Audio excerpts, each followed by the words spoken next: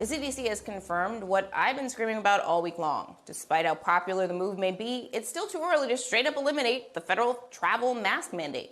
The agency says it's asked the Justice Department to move forward with an appeal of a federal court decision that lifted the mandate on planes, trains, and transit systems, citing a public health need.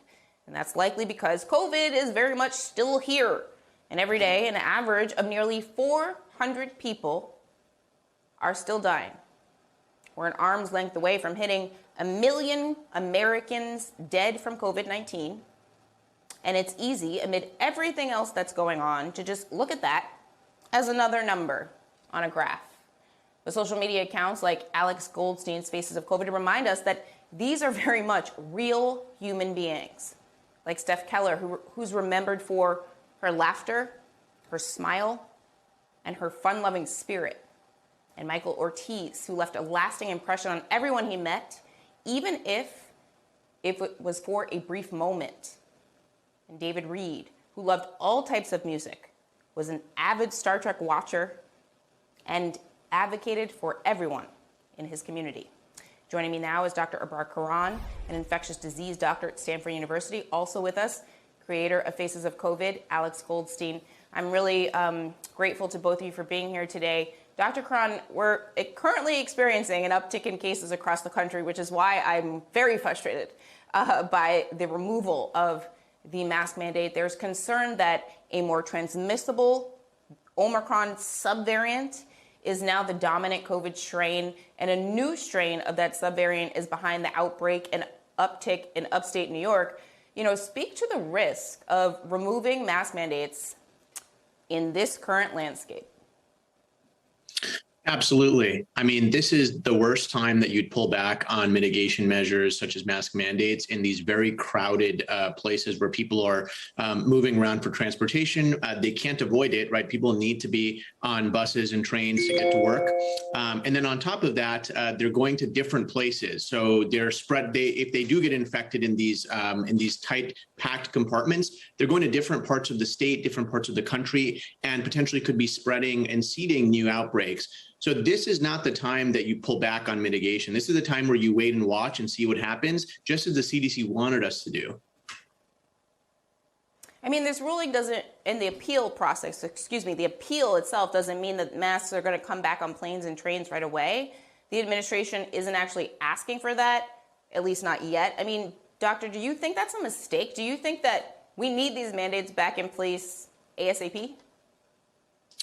Yeah, I mean, the whole point of prevention is to prevent, right? And we already are seeing an uptick. And as Dr. Shijja, the COVID coordinator, said, is this going to be a wave or is this going to be a ripple? And I think a lot of that actually, it depends on what we do right now. And we can't just depend on people to constantly do what's right for their neighbors and their communities. We've seen that doesn't work, unfortunately. And a lot of people, as evidenced even on the planes when it was announced, people took their masks off right away. There's people on those flights that were immunocompromised. There's people on those flights that may have had cancer, undergoing chemotherapy, who had small kids on there. And so it was definitely, very troubling for a lot of Americans to see that happen in real time. And so I do think the mask mandates are needed. They're needed to protect our most vulnerable who don't get the benefit of not having to worry about COVID, as some people aren't worrying about it. Yeah, I don't understand the mindset of not worrying about COVID when 1 million people have died of COVID. And there are millions of Americans suffering from long-term symptoms of COVID, and are getting reinfected with COVID when they've already had COVID. And Alex, you've documented this from pretty much the beginning of the pandemic with Faces of COVID, which I think is a must follow for anyone really wanting to understand the human impact of this loss. There's this desire to just act like COVID is over because I want it to be over, but it's not over. Why do you think it's so important to tell these stories and really help us understand the human lives behind the statistics that we see every day? Well, you just said it beautifully. I think we have a responsibility, first and foremost, to show the millions of people grieving the loss of a loved one, that their loved one had meaning and worth and dignity, and that our inability to center the stories of those we've lost and to sit with the consequences of that, I think, is very much connected to the rate in which we try to move on so rapidly. And by the way, that's an incredibly isolating feeling to someone as the doctor mentioned, who's immunocompromised, but also if you've lost someone to COVID and you're watching this rush to get past it and go to the next chapter, I understand the psychology behind that, but there are real consequences to failing to reckon with what it means when 1 million people who were here 2 years ago are now gone. Of all ages and all backgrounds. And when you started Faces of COVID, Alex, did you even imagine we'd be at 1 million Americans dead?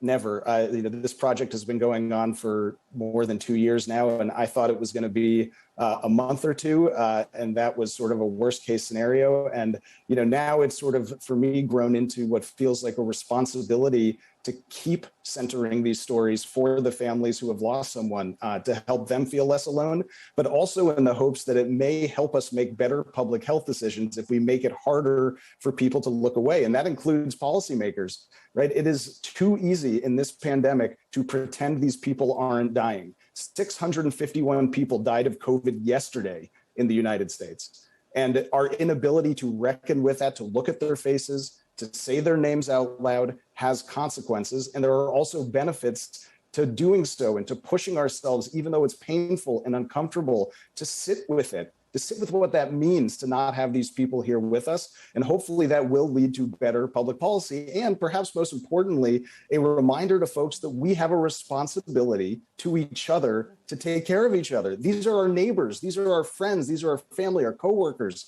Right? We do have a responsibility to show up for each other, but it starts by acknowledging that we've lost these people. So important. Dr. Abrar Karan and Alex Goldstein, it was so great to have you on this really important week in COVID. Thank you again.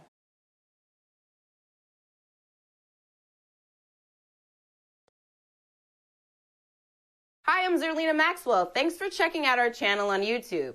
You can see more from Zerlina by clicking any of the videos on this screen, and make sure you subscribe below to stay up to date on the day's biggest stories. Thanks for watching.